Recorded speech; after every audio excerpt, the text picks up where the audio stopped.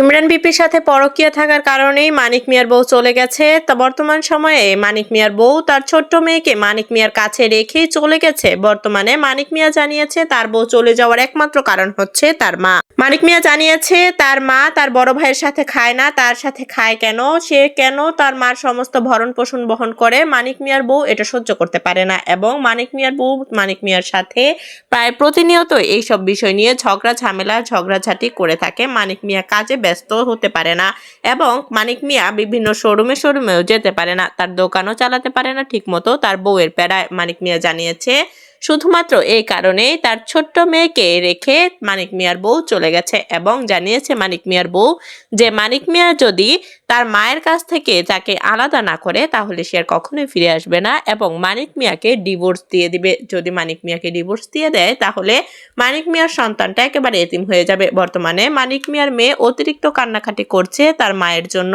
এবং মানিক মিয়াও সামলাতে পারছে না। বর্তমানে মানিক মিয়া জানিয়েছে যে তার বউ আসলে আসুক না আসলে নেই, সে তার মাকে কোনোভাবেই ছাড়তে পারবে না, কারণ তার মায়ের জন্যই তার এত কিছু করা।